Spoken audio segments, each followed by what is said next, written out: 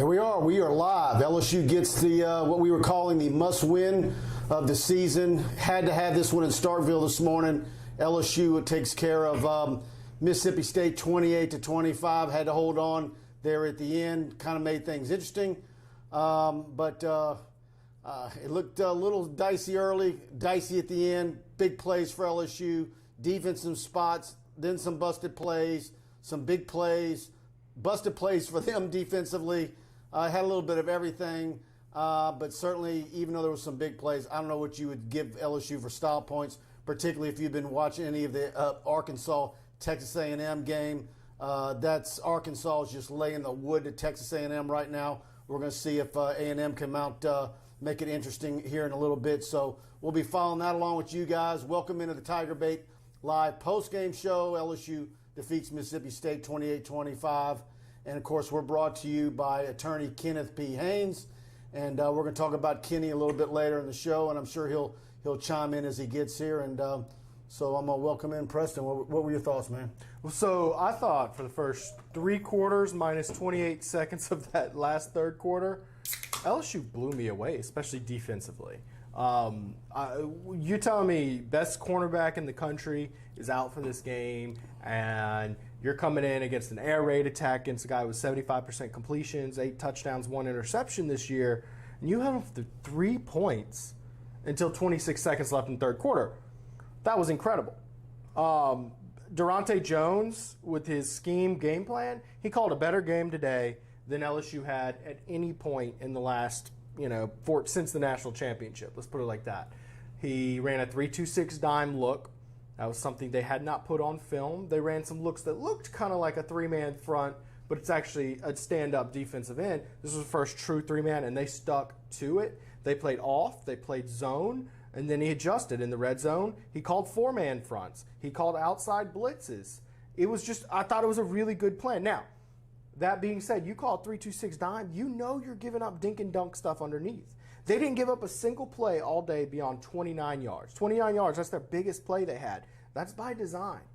Because last year against Mississippi State, those just massive touchdowns killed them. So they gave up the 14-yard plays, but made the tackle. Gave another chance to live, and that worked until that, at the end, that was pretty scary there at the end, huh? Yeah, I think, look, I had a feeling this morning going into the game that LSU might lose this football game. You just never know what's going to happen with these. And obviously, by the way it ended, boy, weren't they right there where Vegas had it? Ooh, yeah. I mean, it's astonishing sometimes how they're able to do that. But yeah, I think, look, Butte continues to do what he does. I think the offensive line of Mississippi State got away with a whole lot of holding penalties that were not called. But LSU's got to get better. When you look at what we're looking at the rest of the league, like I said, Arkansas, Ole Miss isn't anything to sneeze at. They're looking salty. They're going to score a bunch of points. Alabama, Florida's going to be tough.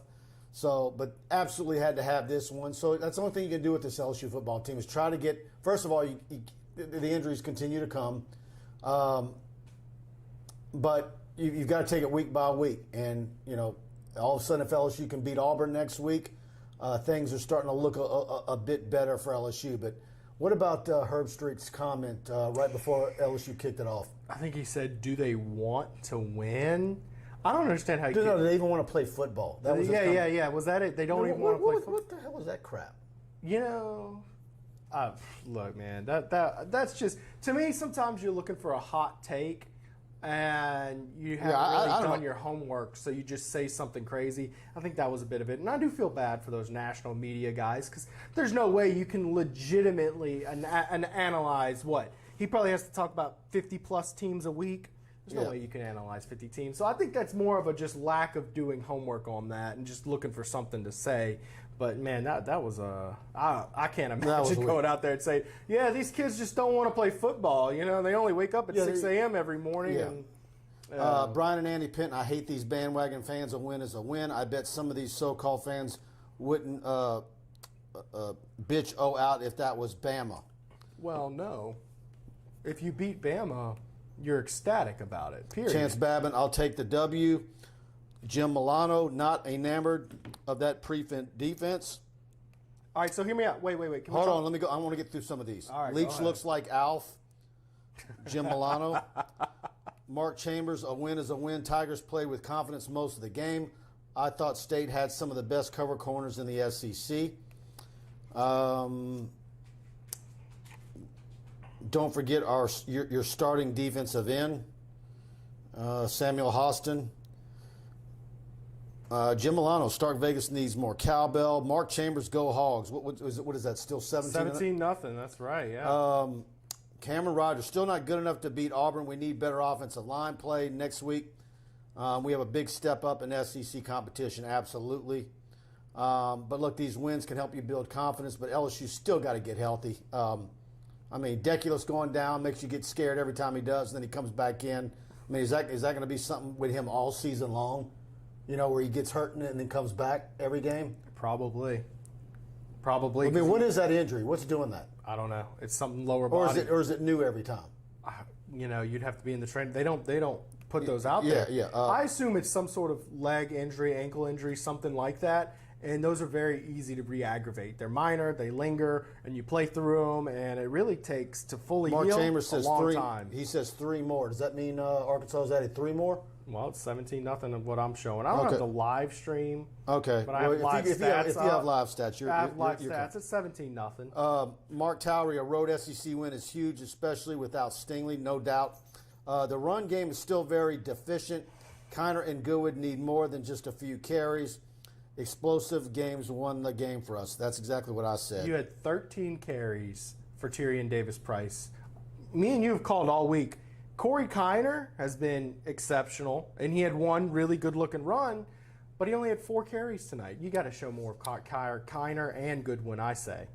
Jim Milano, Mike is not sold on A&M. No, I never have been. And I tell you what this shows, knock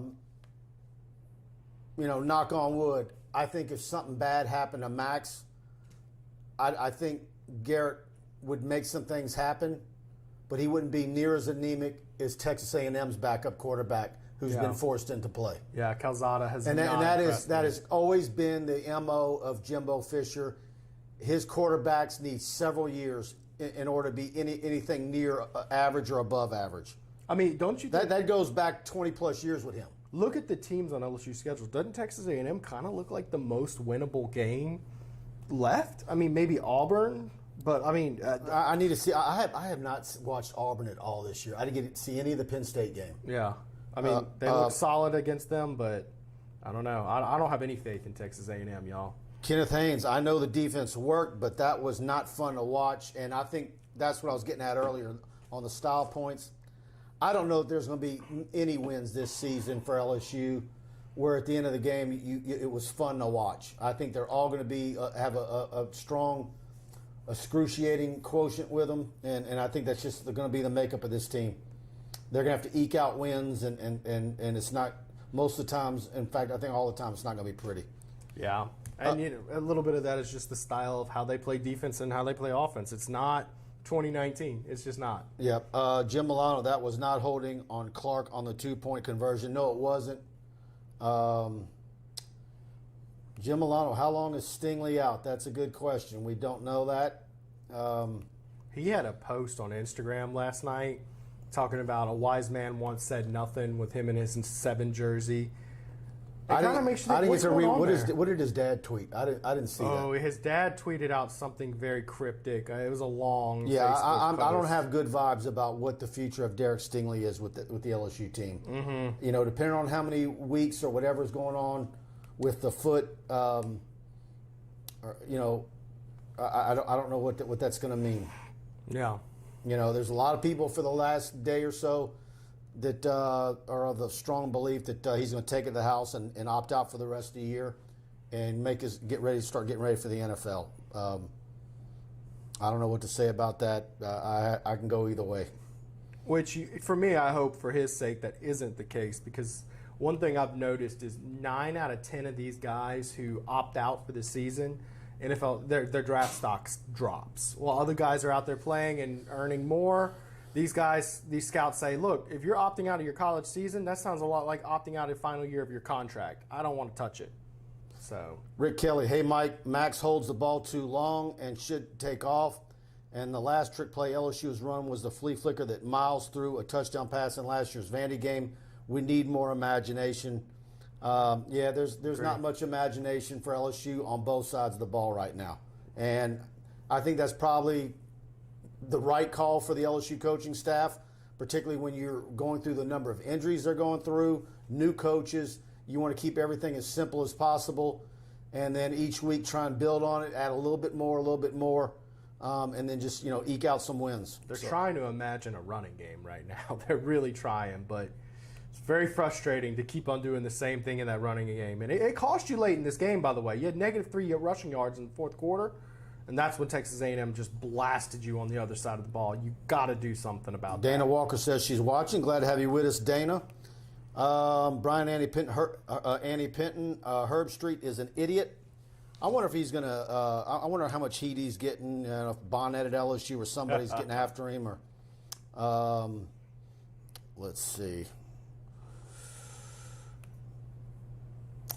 Zay DeGreat 2K, whoever takes the reins at quarterback next year is going to be scary with these receivers. Yeah, there's a lot coming back for next year, but offensive line, I think, is the one position we're a little worried about. Well, we were talking the other night, this 25+7 rule is going to benefit LSU greatly. I think this class is going to finish with 5 offensive linemen. I think LSU leads for Armour, the other offensive lineman from Florida. And so if you add him, that gives you 5. And then I think 1 or 2 more in this +7 of transfers from other schools. And I'm told it's eye-opening, the number of kids that could be a part of that +7. Yeah. I don't know how you do that without tampering. I don't know how you have conversations.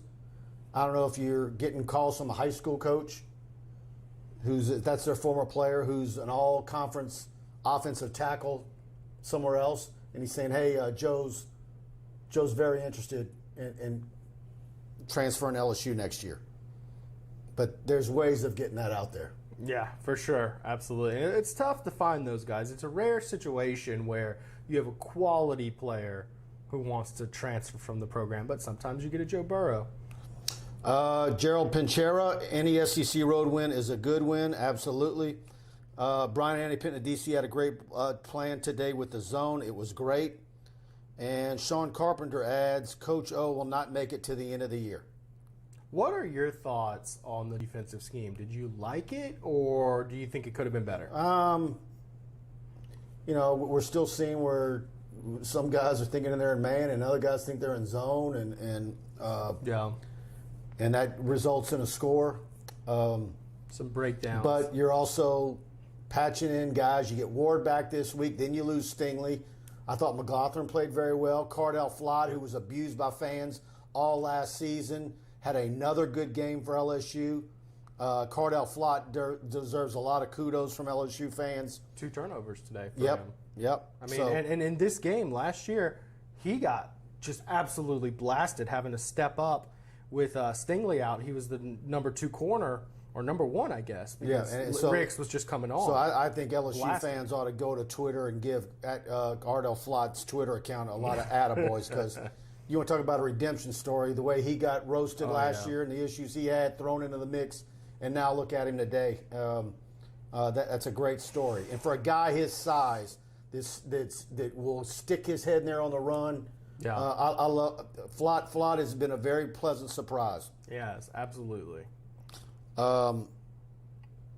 Marcus Stewart says he thinks this is LSU's last SEC win of the year. I just don't see a world where they don't get one somewhere. I mean, that would be a lot. That would be really rough. But I do agree, the SEC schedule this year, it's daunting.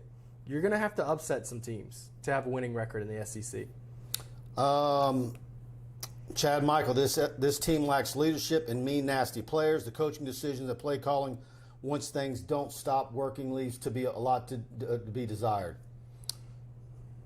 Was there anything on the that was really out of whack on the box score that was like pretty telling, Yes. One thing that really stands out to me. It was time of possession, obviously. Well, even more so than that. How do you think the yardage went in this game off the top of your head without looking at it?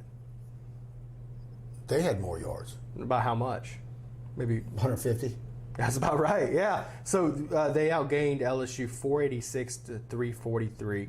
So right at 150 yards, they outgained. You very rarely see football games where one team outgains a team by 150 yards and loses the game. And what was really bizarre about it, they still had right at 400 yards right before they had 3 points.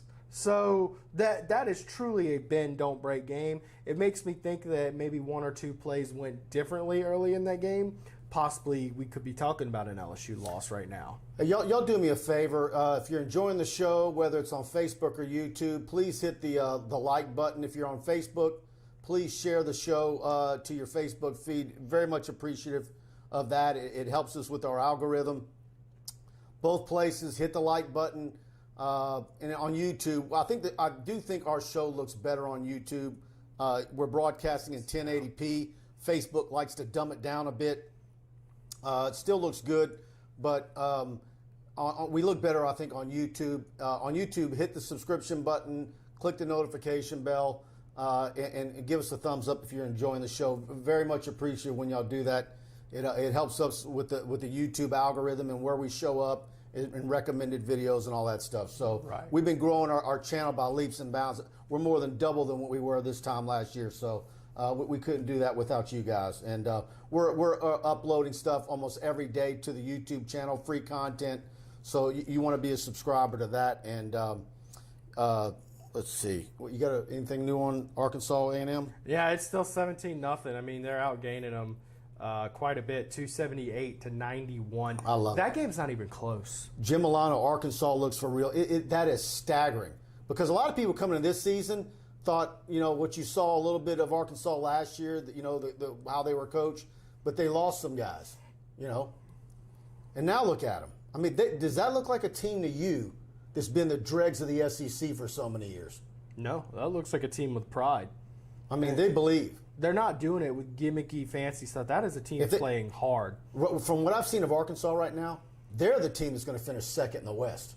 I think it's between them and Ole Miss, honestly. And maybe we see something out of Auburn. Another thing, I'm not a fan of Arkansas, but what I'm enjoying about the Arkansas thing is that it stops the A&M nonsense. Yeah, absolutely. Which you guys know if you listen to the show every week, I've just look, I talk to A&M guys regularly. Some good friends of mine are A&M friends. And, man, the delusional takes that they've had for the last 2 years. Right.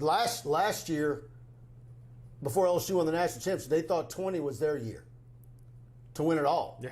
I mean, crazy. And that was not a very good team last year. I mean, yes, they went 9-1. LSU could have beat them last year if Max would have started. I agree. If Max Johnson was the quarterback for that game, LSU would have won. Absolutely. I mean, they just needed somebody not to lose the game. And that's what Max Johnson could have brought last year. Speaking of Max Johnson, y'all, I just want to say, on paper, very good season thus far. Max Johnson's now up to 15 touchdowns, 3 interceptions with 1,100 yards. He's playing pretty well. I think he's missing some throws, and fans are letting him know about that. And I think that he's had some issues getting out of the pocket and throwing on the run. But, I mean, he's been pretty solid, pretty consistent. And right now, for the most part, he kind of is your offense. Hey, Mike, you were so right about A&M. They are getting shut out right now. Samuel Hostin, no holding calls on Mississippi State the whole game. I saw several. I'm telling you, there was a lot of them grabbing jerseys. Mason Smith got. I watched. Times. I watched Mason Smith getting mugged. Mm-hmm.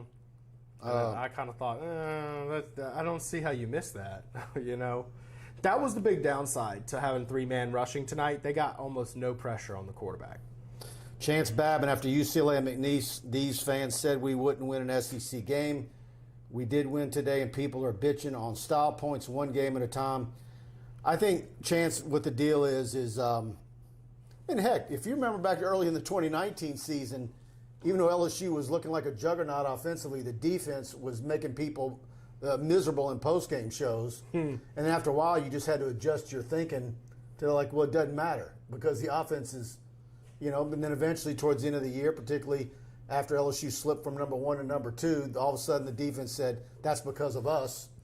And then they turned it on, and the defense played like a championship defense the rest of the way. But I don't think there's anything wrong with being concerned about what you see because you realize what's coming up in future weeks on the schedule. So well, and there's some legitimate concerns from today. I mean, anytime you get outgained 150 yards by a team you expect to finish near the last of the pack in the SEC, there's some struggle. There's some worries that come with that, and they're legitimate worries.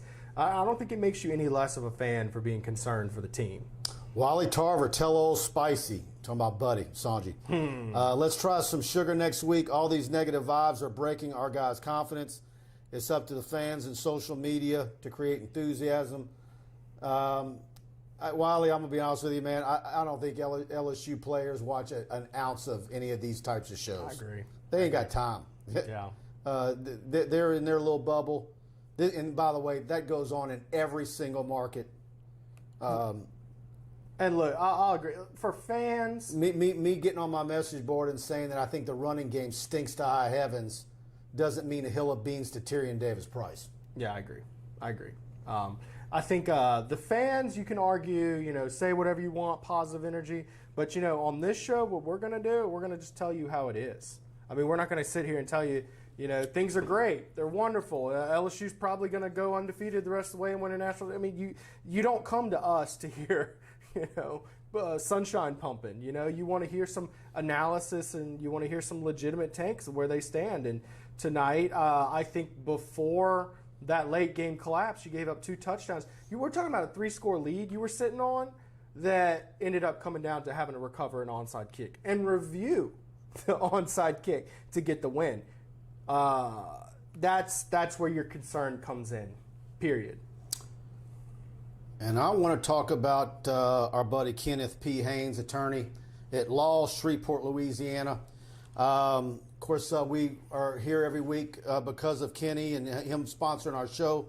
Big thanks to him. He's a 1989 graduate of LSU, Paul M. Hebert Law Center, 30 years experience in family and business and personal injury litigation, over 15 years of experience as an assistant district attorney handling all post-conviction matters. He's been lead counsel on everything from complicated rollover accident to a simple divorce to a death sentence appeal. Hopefully none of you folks need a death sentence appeal. Board certified in family law since 2004 and board certified in appellate practice every year that the specialty has been offered.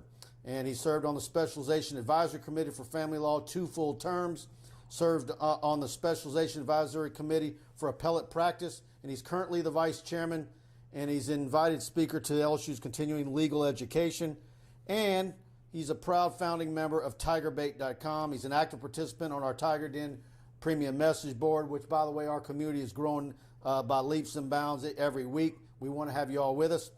And Kenny is sometimes referred to as the unofficial lawyer of TigerBait because he's always reserves the right to think most clearly for a paying client. Give Kenny a call, 318-222-2100.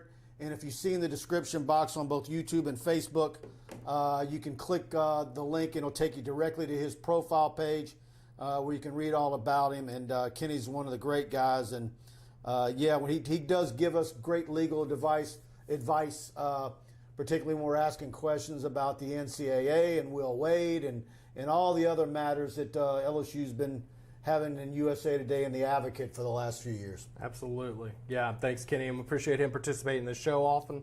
Kenny, great guy. Appreciate you. All right, so while you were going through that, I had some shocking looks on my face. I'm sure fans will have some funny comments because I'm shocked right now. I was looking at some scores, trying to get us some updates on scores. Georgia State leads Auburn 17-9, just scored midway through the second quarter. Of course, we saw today Georgia pounding Vanderbilt 62-0. But check this out. Clemson still tied with NC State 7-7 at halftime. Iowa State, number 14, getting beat 13-21 by Baylor. Wouldn't that be a great day?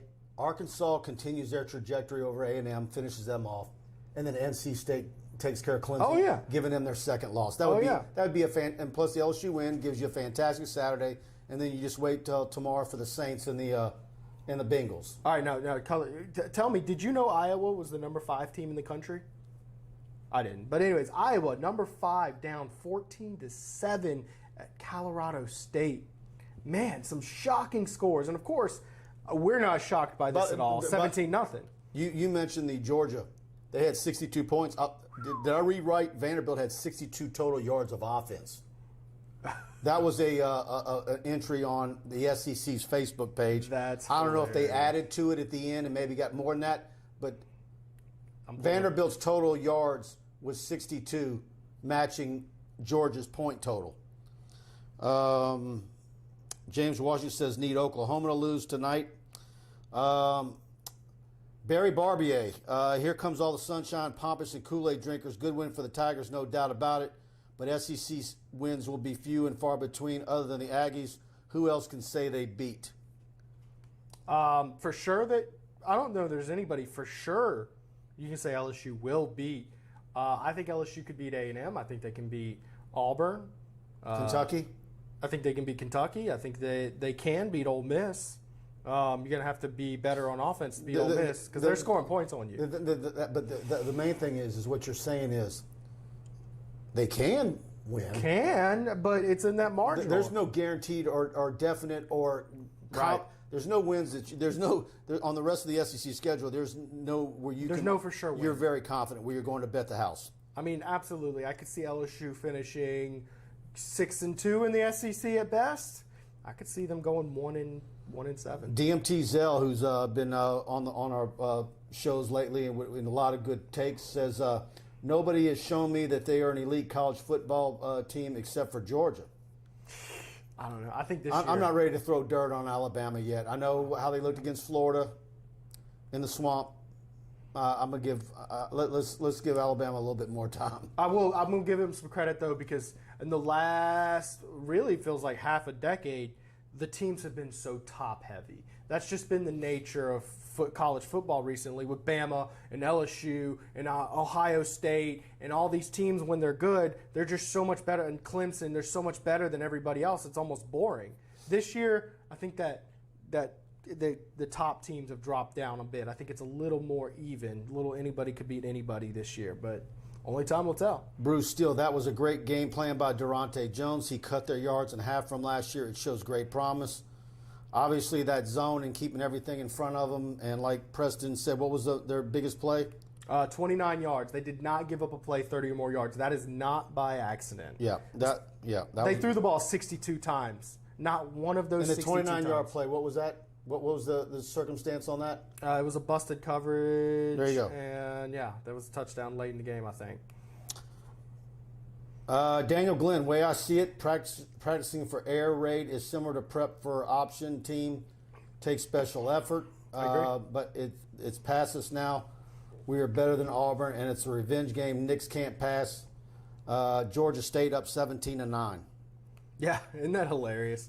No, I agree with you. You should prepare for an air raid team like an option attack team because you just know they're not really going to try to run the ball unless you're just handing it to them, which they kind of did a few times tonight. I mean, they had a 3rd and 1 call where they left that 3-2-6 defense out there, and they're like, LOL, here's my 5 yards, let's move on. ATX Tiger, if anybody still wants Jimbo to LSU, they can. You guys know what that says. Yeah, I wanted Jimbo in 2015. He wouldn't be on my list if something were to happen. Kenny says, you play this defense against Ole Miss and Kiffin cuts you a brand new a-hole. 100%. Well, I mean, they're going to get a lot of yardage on you, but there is something to say about giving your team another at-bat, but they're not nearly as just straight up air raid, throw the ball 62 times as Mississippi State is. You got to play a little more balance on D. They paying Fisher that kind of money to get beat like that. I don't want to go overboard because it's still just 17-0. What's the score there? 17-0. About to go in the halftime. Yeah, I mean, all it takes is for them to get one score, and it starts to look more respectable when they can make a run. But from what we've seen in the first half, that is absolutely fun. I knew it was going to be fun all week, but ultimately, we are talking about a team that's 13-1 in their last 2 seasons. How can you not like Sam Pittman? I mean, I know they're in the West. Yes, sir. I mean, if they were in any other league, that'd be the equivalent. Arkansas program-wise would be like what? They'd be like a North Carolina or an NC State? Not even. I think Arkansas is a very tough recruiting spot. I mean, when was the last time you heard of a major recruit coming out of Arkansas?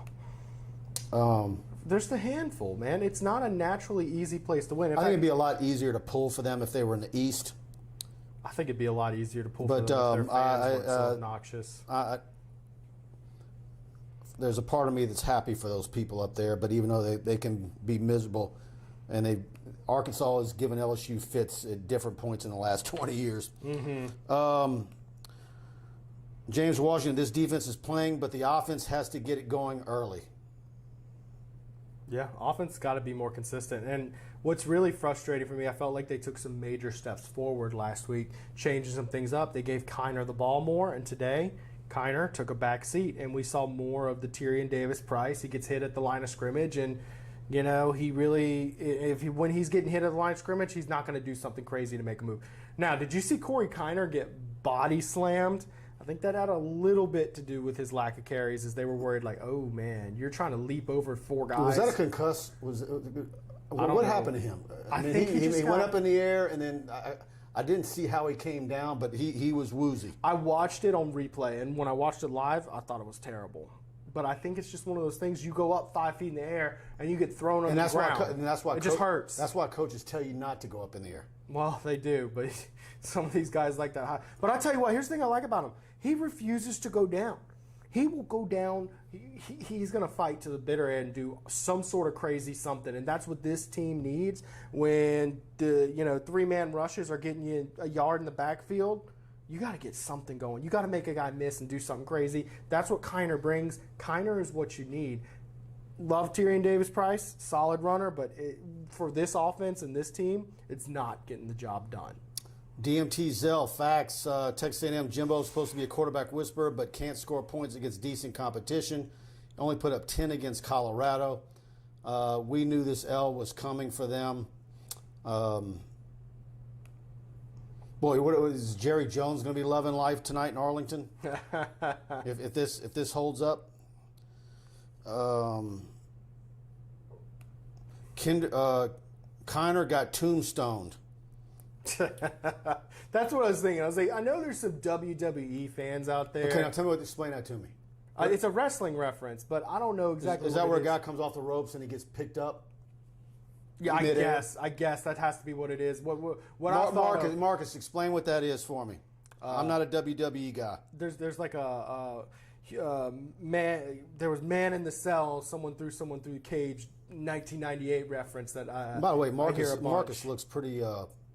He's a snappy dresser, man. Got the shades on, tie all right. Cameron Rogers, can we sneak Will Blackman back on the offensive line? I'm willing to take any chances at this point. Will Blackwell. I'll text him and see if he's got any eligibility left. Yeah, no, he'd be great. Google Undertaker's for the Tombstone reference. Undertaker, yeah. The Undertaker's doesn't he have a show coming out on Netflix? Like I don't know. What's the show where they put spiders on people? Fear Factor? I guess. The Undertaker's got his own type of Fear Factor show coming out. Yeah. I saw that the other day. Undertaker through. By the way, the Ozark trailer came out this morning. Y'all check that out. Got people fired up this morning before LSU kicked it off. Those of you like the Netflix show Ozark. It was Undertaker through Mankind off Hell in a Cell in 1998. That's the reference everybody talks about. It was crazy. That's what it looked like with Kiner today. Richard Sinnett, offense, no warp tempo tonight. Yeah, well, that was one of the things that I just tweeted about halfway through the game, thinking about it. It was like, what the heck happened? You had so much good tempo and so many good things. To me, it's night and day. When you have a high-octane, high-tempo offense, you're moving the ball much more effectively than when you're not, but you still go back to the not. Is Pete's just having trouble thinking on his feet fast enough? Can he not think, like have a play ready? Like, I think there's some adjustments. You got to get that tempo rolling because you can't do. There's a significant drop off, is what I'm getting at. Zay the Great, this offensive line leaves me dumbfounded every week, man. Yeah. I've talked to a bunch of people about this offensive line, and my thoughts is they are what they are, and I think it's more about adjusting your scheme to live with them, to play with them, than trying to make them better. DMTZL, you can't go tempo when the other team is playing tempo. Yes, they learned that from 2019. It destroys your defense. Yes, you can. Brandon Reese says he gives a letter grade of B for the defense. Ryan Thibodeau, this offense can't compete in the SEC. The play calling sucks, and the scheme is pedestrian at best. So I'm gonna tell you, I think the play calling. I'll tell you what, I've I've watched St. Thomas More now 2 or 3 games this week because they've been on. They were on YouTube for a Neville last night, and seeing it last year with Besh. I think sometimes I've seen some stuff out of St. Thomas More that is a little bit more interesting than what LSU runs. Well, they run what Shane Savoy does over there. Yeah, they do some interesting stuff. Well, here's the thing. Once old boy gets there, Walker Howard to LSU, he'll be ready to run a high octane. By the way, offense. check that out on the front page of TigerBait if you got some time to kill the rest of the weekend. Check, or if you want, just fast forward to the last 10 minutes of the STM Neville game. Walker Howard with some heroics to win that one last night. And plenty of good film coming. I saw DeColdis Crawford last night. He was at Zachary hosting Green Oaks. Green Oaks obviously way outmatched. Yeah. I felt bad for DeColdis. Very nice kid, by the way. One of the nicest kids I've ever talked to. He, of course, got some student section hazing going on last night, and he just handled it with class and dignity. And he played receiver. He had a true freshman quarterback throwing maybe 25 guys on that team against Zachary. It was not pretty, but he did his part, did his thing. Zachary's got some good players too now. Their quarterback's going to your favorite team, Texas A&M. And they got, of course, Kylan Jackson, who is a safety. LSU's recruiting plenty. Well, Jimbo might have him ready Jimbo might have him ready after his redshirt junior year, like he did with LSU quarterbacks. He's one of those. He's kind of buried behind a lot of very good quarterbacks in that 2023 class. A lot of great guys around the state. And he got an interview with Kylan. I got an interview with Kylan. And I got an interview from DeColdis Crawford. I think you're really going to like. So we'll have that up him on TigerBait either tomorrow or Monday or both. And if you didn't see the video I shot Thursday night of Caleb Jackson at Liberty versus Broadmoor, check that out. You got a full interview with him as well, talking about some of the teams he's interested in. He's wanting to take some visits, so that's going to be very interesting. And what also is going to be very interesting is it's Le'Veon Moss versus Caleb Jackson. I think the winner of that game decides that district, and that'll be this week. So that's 2 major LSU running back targets facing each other. Le'Veon Moss from Estruma for 22, and Caleb Jackson for Liberty for 23. But it's going to be very interesting, man. Liberty might win that district. Their first year playing varsity football. They got a chance to win that district and maybe even go undefeated in year 1 of playing varsity football. It's insane. Partly that's because of how good they're coached. The kids have bought in. They built it. You had to do JV the first 2 years. And also, it's also that district is very weak. All right, so hear me out. Okay, so I didn't get his official stat line, but watching from your videos last night, Caleb Jackson this season, I believe, has 23 carries and 13 touchdowns. That's more than 50%. If that's just like literally 1 game worth of carries. If he gets rocking and rolling, watch out. Donald Cecil Gilbert, Collins. Auburn fans are calling for Finley. Really? That'll be interesting. Huh. You know what? I mean, Finley's got some talent, though. Ryan Thibodeau, you have to keep your 2 best receivers on the field 90% of the plays. What happened to Besh? He had that really good. I mean, they targeted him twice tonight. That's the thing I keep on understanding. You keep on having guys who show off and do incredible things, then you shy away from them. What is going on with this offense? Well, I wonder how much it is, too, is you've got a bunch of kids because that was such a big recruiting class of freshmen. And, Brian Thomas had a nice catch. He did. you're wanting to get those guys involved. At some point, Hilton's going to want to get once he gets through whatever his issue is, injury-wise. Jack Besh is doing what he's doing. So, Daniel Glenn says they booed Nix. And I agree with you, Ryan. No reason to have Besh and Boutte on the sidelines ever. I agree. And I tell you what, though, man, knock on wood, man. What is the scenario if something were to happen to Boutte where he gets nicked and he has to miss a game or two? Well, I actually don't think. What does that do to your offense without him? I don't think it hurts quite as much as losing some other guys. But he's the speed guy that can get you the deep ball. I get it, but there's a ton of good receivers. Like I think Deion Smith could fill that role pretty well, actually. There's just so many good receivers, and none of them are on Boutte's.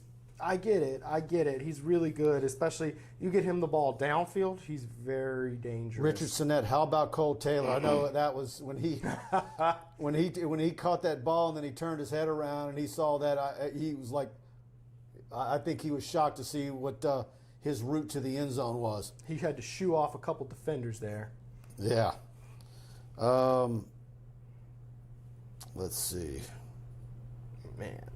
Daniel Glenn, these wide receivers are good enough to let one rest up and avoid injury. I agree. I'm not seeing anything out of these freshman running backs or receivers. I said it the other night that says to keep any of them off the field. None of them have put knock on wood, have put the ball on the ground.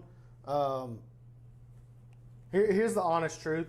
I actually do not see a single junior or senior on this team that would be catastrophic to not have.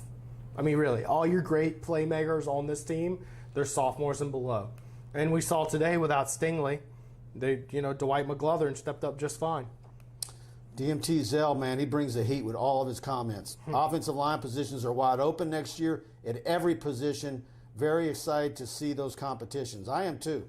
You know my hot take on that. I want to see how many of those that you can have there in the spring, because it needs to be a solid 8 months of getting them guys ready for next season. How many true freshmen do you think will start for LSU next season? Not game one, just the entirety. I think we see 2. Before the season's up next year, I think 2 true freshmen. That's easy. You think? You think more than 2? All right. Well, but okay, that's 2 freshmen. But then how many of the newcomers that were freshmen? Where's Dellinger at next year? How many are redshirt sophomores or? There's going to be some new faces there. You already know. I'm telling you, I think Emory Jones is going to be your starting center. I really do.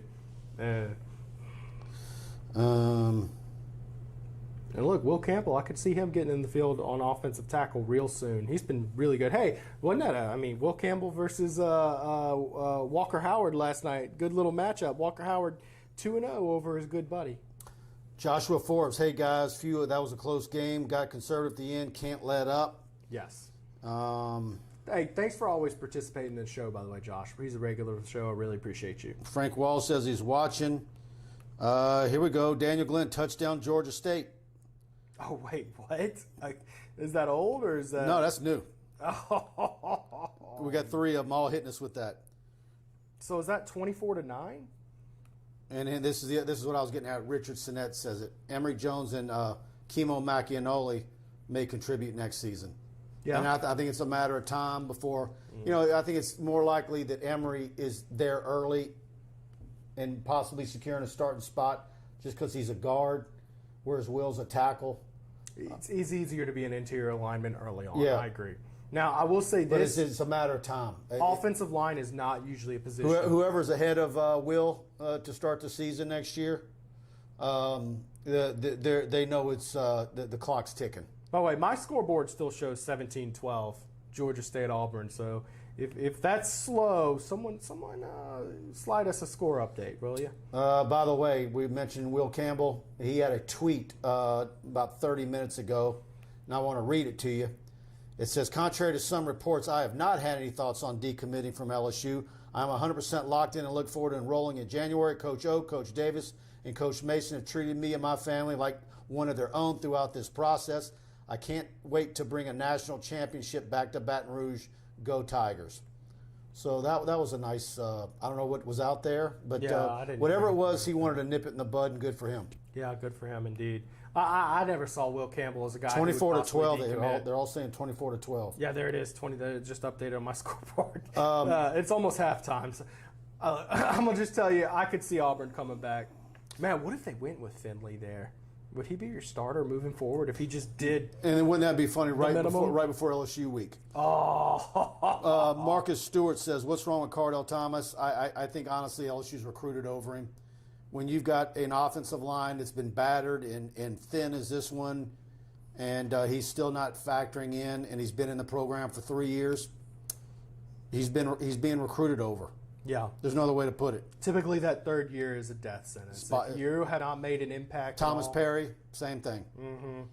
Now, I will say this. If they're good students and they're making good grades, you're not running anybody off. Thomas's daddy, Adam, was a scholar athlete and was a doctor. So, but yeah, to me, you're when you start totaling numbers, there's some guys that you don't count going forward in my mind. Yeah.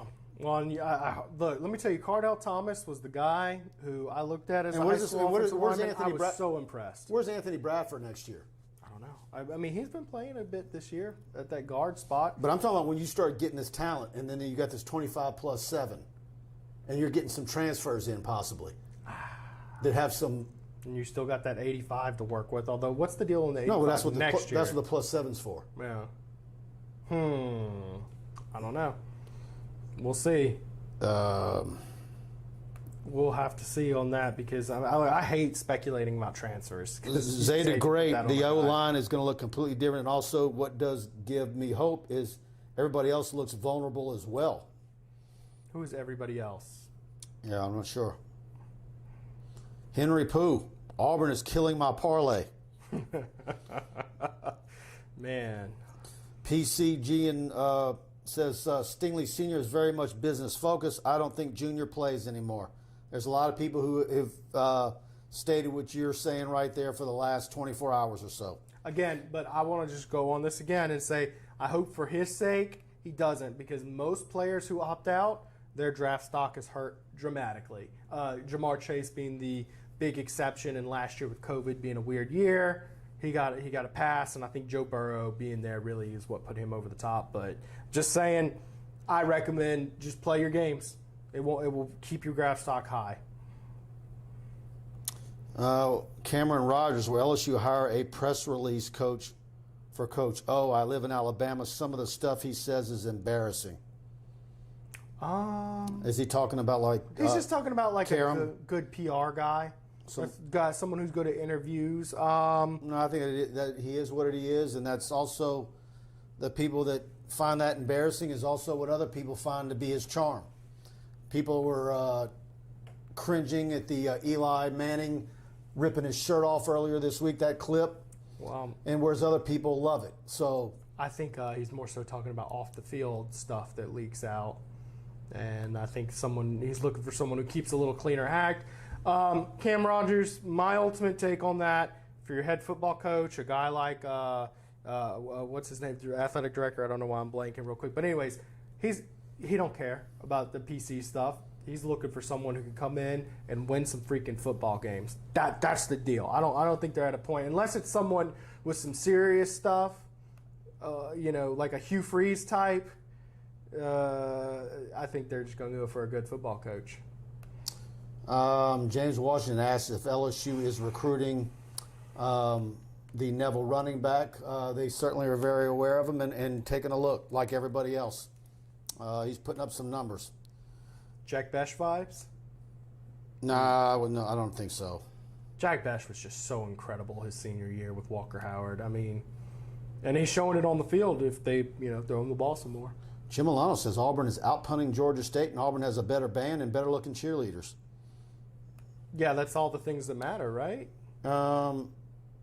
Chance Babin, Stingley stock doesn't get hurt in the draft if he opts out. I agree with you, Chance. I disagree with Preston. I'm just saying the numbers. But perhaps for injuries, he is an elite talent. But I will say this: Well, no, I'm going to keep my powder dry. I think if he opts out, we're looking at him bottom of the first round.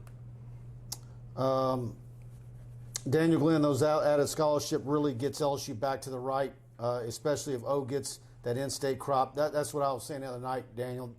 That the 25 is going to be as good as it can be, and then when you talk about that +7, you can get whole and healthy roster-wise in a hurry. Mm-hmm. Your deficiencies on that offensive line, particularly, if you add 5 high school kids, and then you add a transfer offensive lineman or 2, you can almost do like Will Wade, having almost a whole new roster for several of the seasons he's been at LSU. You can do that in a season, in 1 year. That is going to be a huge benefit to LSU.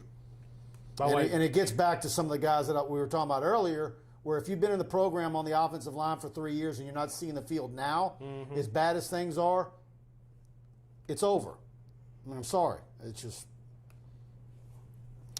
I almost think there's got to be something there where we don't know about.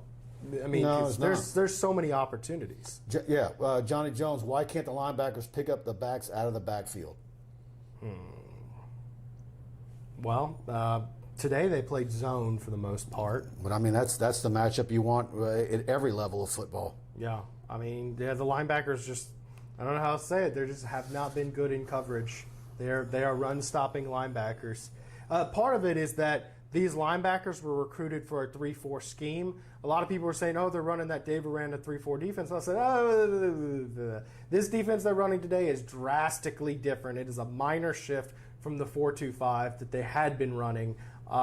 These linebackers were not recruited to go solo in coverage. They were recruited to be big run stoppers in the middle, and that's kind of where you've got the square peg round hole with them. That's what's going on. Pat Mashburn, great show. Glad to have Pat with us. Of course, his nephew is the walk-on tight end for LSU. Marcus Stewart, Dion, you're disrespecting Prime.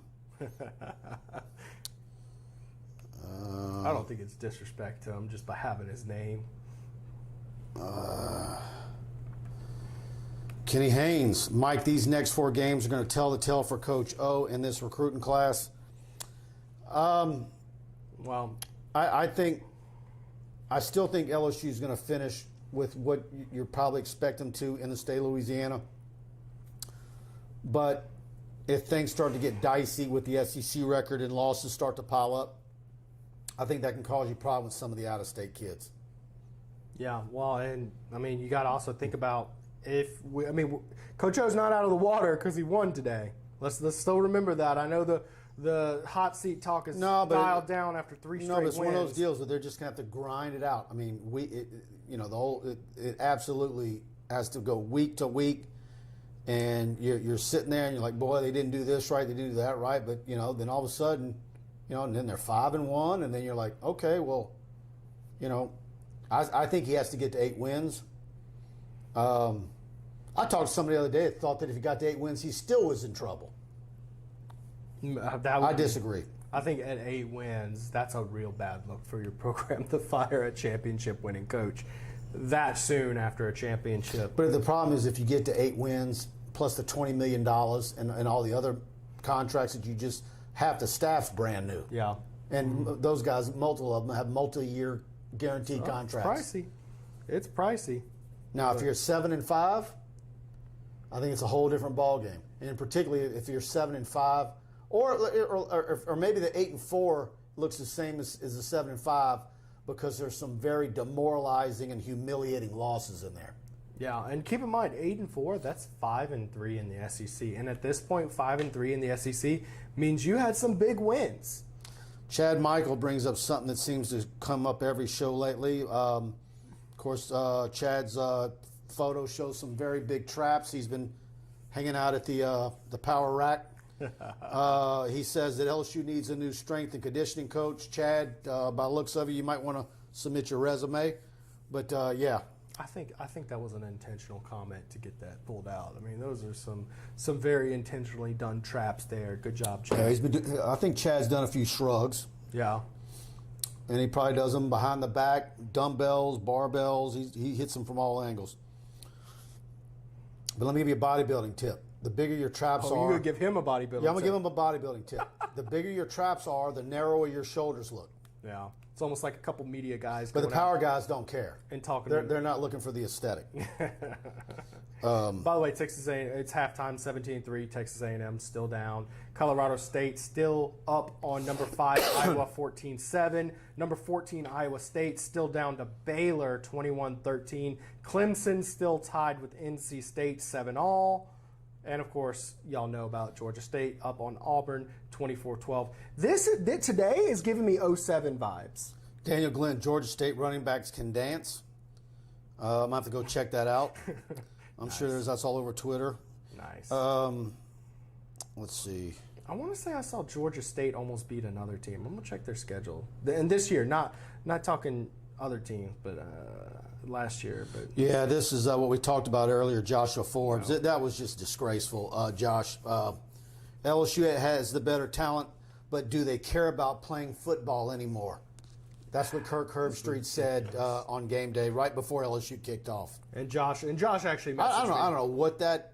That was wild. And, and I will say this for Herbstreit, he might even head that off of the pass. He may have already submitted an apology to LSU by now. Probably. Because he's that kind of guy. I mean, I don't know what he meant by that. Maybe that was just. It's a little strong. I mean, I get where he's probably referencing, some guys. There's been a lot of alumni of LSU, like Will Blackwell, I had on my show. He's like, where's the passion? Where's the energy? Maybe he's just getting off of that. That being said, that's Troy Bieniemy, if Stingley runs a 4.4 in the 40 at the combine, he's a top 5 pick. I agree. No, I don't. I just don't see it, especially if he opts out. I think he has to have a real strong season. Man, I think the injury concerns. I think the opt out. I don't know, man. I think we're talking late first round if he opts out this season. That's just me. We'll see. We'll have to revisit it. I don't know. We will see. I'm disagreeing with you. That's fine. That's fine. I'll bet you a prime rib sandwich at Tremonti's. All right. I'll have to see if Michael set me up with that then. By the way, y'all tune into my show Tuesday nights for some good Tremonti takes. Hey, I have a surprise for people Tuesday night. We're going to start doing a little something extra from Tremonti's on my Tuesday night show at 8 o'clock, and y'all tune in. I don't want to spoil it yet, but I've got a cool guest, championship type guest y'all might enjoy hearing from. Yeah, Chad says he's going to brush off his resume. He's going to put in for strength coach. There you go. Get it going, man. Because this team certainly is lacking a bit of physicality. He'll definitely have him needing neck rolls. Let's see. Let me scroll up. I know I missed some, guys, but bear with me a minute. Are they still, what are they, at halftime at A&M? Yeah, it's at halftime there. Man, just a lot of interesting. I was telling people it's like an 07 type season. If all these scores hold up, like, it's wild. And that's I guess that's part of the sad thing about why LSU, you would like to see them be a little bit better because it's wide open. I mean, if this program plays to its talent, it is wide open. So for a team like Arkansas, they must feel excited right now because they got a shot to do something big this year. Let me ask you this. You've been watching the Arkansas game. Do you think Arkansas has more talent football players than LSU does? Is there more talent on that Arkansas team than LSU? No. Yet, what we see is two completely different results on the field. A strong head coach and two very good coordinators. Barry Barbier, I can tell you exactly what Herbstreit meant. That the recruit social justice warriors, woke snowflakes, not football players. I mean, come on. I'm not touching that. Yeah, you'd have to be in that locker room knowing those guys, and I don't believe for a second you are. I go down that deal, and I'm starting to sound like Clint Eastwood from Gran Torino. Any given Sunday, Stingley will be back in a game or two. I hope so. And it was I tell you what, it was very encouraging seeing him on the sideline today, cheering on his team, and so. Yeah. Look, he's a competitor. Typically, if you're going to opt out, you're not sticking around for a game or two. You're trying to go prepare for the NFL, so that is a good sign.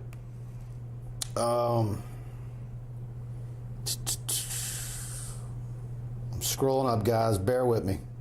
Iowa just tied it up with Colorado State 14-all, so maybe one major upset being dodged.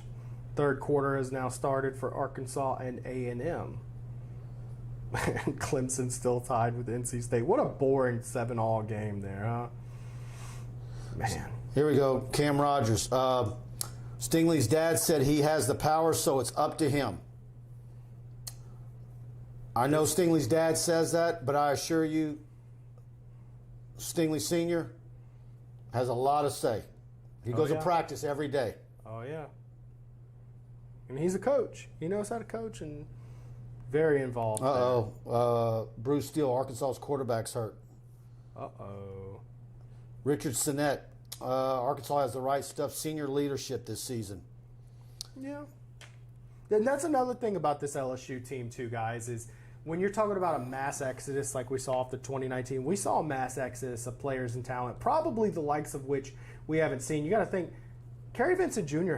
could have been eligible for this team. Guys like that could still be around making plays. Basically, anybody worth a flip on that team with any draft stock at all headed out, leaving a massive void. That's why the veteran team players you see on this team, I mean, I'm not trying to disparage, but there's no super playmaker.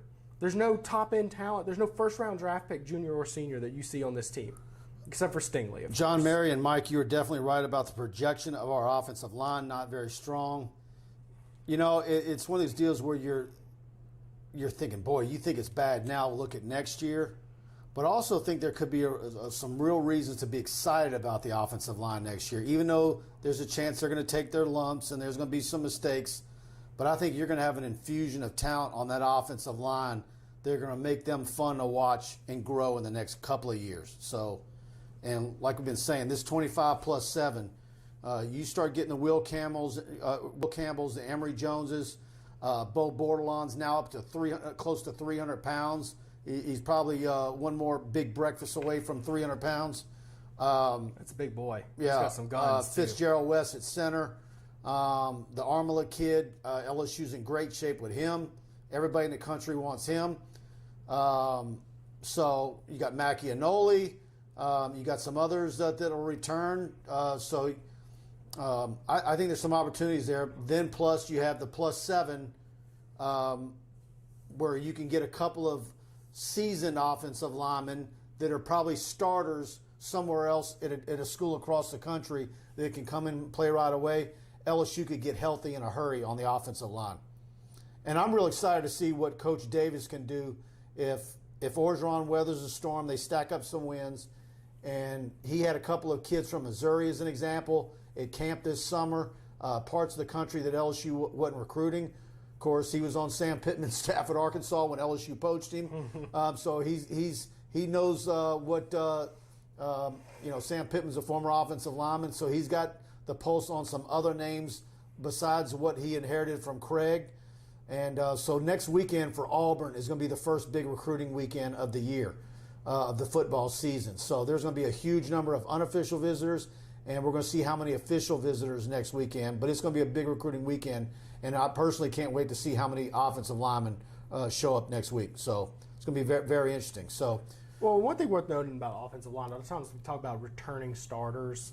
A lot of times, sometimes those returning starters are not guys who are staples of your program, guys who are just kind of there, and while they might be better than that freshman coming in today and give you the best chance to win that one game, sometimes it's almost better to let the freshman who you know will be a big part of your team's success in the future, work them out there, work those lumps out, invest in him.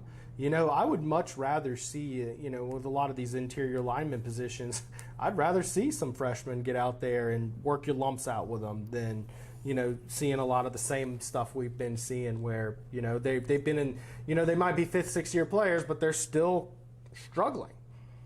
There's no time to improve them,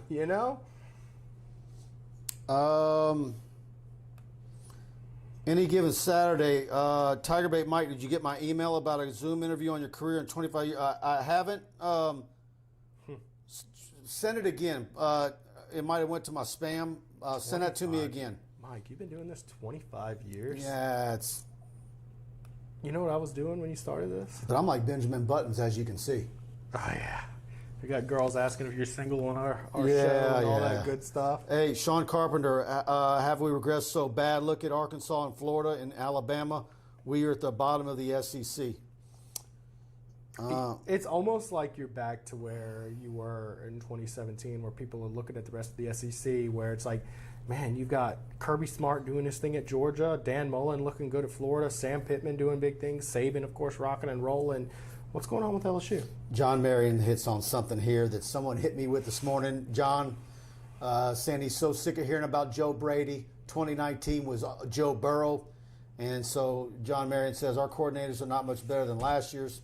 Please stop all the conversations and comparisons to the 2019 championship team. If we're going to do any comparisons and want to be national contenders each year, then we need to be doing what Alabama does year in, year out, period. LSU has all the resources and money like Bama, no excuses. Okay, so I'm gonna say Austin Turnstile Deculus. Oh boy. I want to address that, what Bama does, because here's the deal. Everybody keeps on, I mean, I get they're in your division and they're successful and that's what you want to do. They're the only program in the history of American sports to do what they're doing as consistently. Not even the New England Patriots with Tom Brady in that run did it as well as what Alabama has done and for as prolonged as Alabama has done. It's an unrealistic expectation. Here's the deal though. Contend. Be at there. You don't have to be in the game every single year, making the playoffs 7 out of 8 years, okay? Stop trying to be Bama. How about try to be Georgia first? Because right now, Georgia, that's a program more consistent than yours. Clemson. How about try to be a Clemson first? Stop looking at this Bama stuff, y'all. It's not realistic. It just isn't. Anything new on Arkansas? What's that quarterback? 17-3. I can't find the quarterback. I don't think he's thrown a pass yet, or at least not on my screen. I saw the receiver threw a pass. I was like, who is this Warren Thompson? Huh. I was trying to look at him, but no, he hadn't thrown a pass yet, if not. So, yeah, someone who's watching the game, we don't have access to watch the game right now. Someone else update on the Arkansas quarterback situation. A lot of these scores are holding up, though, man. I mean, Iowa did take a lead over Colorado State, but we're still tied up with Clemson. Georgia State still up 24-12. I like doing the mid-game. I got to say, for the fans, I feel bad for y'all hating that 11 a.m. kickoff, but for us working, it's nice to actually do a show and have some football games going on other than like, oh, look, there's USC and Hawaii lighting it up at 2 a.m. It's fun. I enjoy watching the real games while we do this show. All right, guys. Let me scroll down and see if we missed. You guys, do me a favor. We have lots of post-game stuff. Brian Lazzaro's analysis is already up. Preston's post-game show along with some quotes. Do you have anything else you need to add to that? Is it? It's ready to rock and roll. I might add some pizzazz to it. But yeah. We try to get our stuff out in a hurry so we can come live as fast as we can. Mike Leach video is uploading now to our channel, so that'll be up real soon. And go subscribe to TigerBait. Guys, I say it every show. We've been growing every week, and thanks to all of you guys who subscribe to us, and we're looking forward to continuing to grow throughout this football season. And I'm on our message board day and night answering your questions, all our recruiting content. Preston just dropped off his video card from last night, Zachary in Green Oaks. So we got Dakota's Crawford and more coming your way in the next few days. So go subscribe to TigerBait. I think you'll enjoy the website if you're an LSU fan. I mean, we've gotten some really good players on the field the last few weeks. And remember, when you go there, it's $1 to give it a try for a week. Go ahead and do that. But the annual option, I mean, you can't beat that. Yeah, choose the option. annual. When you choose the annual, you're basically getting 3 months for free. When you do that, it's cheaper. It's $99 for an entire year of good stuff. You get our text alerts, our newsletters. Yeah. The way I say it, it's like when my wife looks at my credit card bill, you only have to pass it past her once. You know what I mean? She can't complain more than once a year. Clemson is struggling right now, says Josh Touchett. Hey, can we talk about all these highly recruited quarterback prospects, kind of the next generation? Last year was just an insane amount of talent at quarterback. Justin Fields and Trevor Lawrence, all those guys. This next generation of the five-star guys, I mean, they're not really living up to hype. DJ Ugalele at Clemson. Bryce Young at Alabama, who some people at Alabama are underwhelmed with. Emory Jones at Florida has very much so struggled. They really want Anthony Richardson, the backup. These top-notch quarterbacks, I don't know. And look, I remember going on this telling y'all. I like LSU's quarterback situation. I think look LSU's in great what Max shape. is doing every week, and Max is fine. People forget that. Look how well Max is playing, and then look at A&M. The team is supposed to be the heir apparent to Alabama, the team that's supposed to be the one to push Bama. Well, and I remember they get their quarterback hurt, and now look, and we don't even know how good he was going to be if he was healthy. So. I like what I've seen from Nussmeier behind Max. Yeah. People forget, what is this now, his sixth start? Max? Yeah, sixth start. His sixth start. 5-1 as a starter. What is his quarterback ranking? I mean... I don't have the score in front of me, but I'll tell you this. 21 touchdowns, 4 interceptions. Yeah, and he's doing with a makeshift offensive line. 2,100 yards, too. Yeah, I mean... Yeah, no offensive line. And he's a guy who struggles to throw on the run. If Joe Burrow, if he could throw like Joe Burrow on the run, he'd have way more than that. So you got Garrett behind him, and you guys know that I've been beating the Walker Howard drum for 3 years. So and then they're gonna he's coming in 2 months. So they're gonna get a good 2023 quarterback. By the way, Reese Mooney, Denham Springs High School quarterback, did have a clean break on his ankle last night. Ouch. So prayers for him to get going. That's a guy I would love to see at LSU, provide some quality depth and maybe do something. You got Ricky Collins at Woodlawn. Woodlawn's had a tough time last night with West Monroe. Yeah. Mm-hmm. So they're going to get someone. Arch Manning, there's still a chance for LSU, although I do think LSU is not in the driver's seat for that. Although, did you see ESPN Plus is doing a special where Coach O recruits Eli Manning? It's a TV show, Eli's Places. Mm-hmm. I'm excited for that one. Eli and Peyton Manning on campus. That should be fun.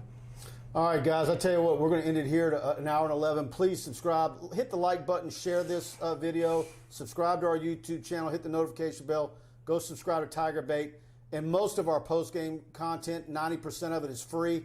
So go check it out. And we've got a lot more coming for you in the next few days. Then we're going to start getting on Auburn Monday morning. So we're going to have all that for you all next week and some special features. Preston Show Tuesday night. Yeah, y'all check that out. Sanji and I Wednesday night, and then another big Thursday, Friday night of high school football. We're hitting the road. So, all right, guys, thanks to all of you for being a part of the show, and y'all have a good rest of the weekend.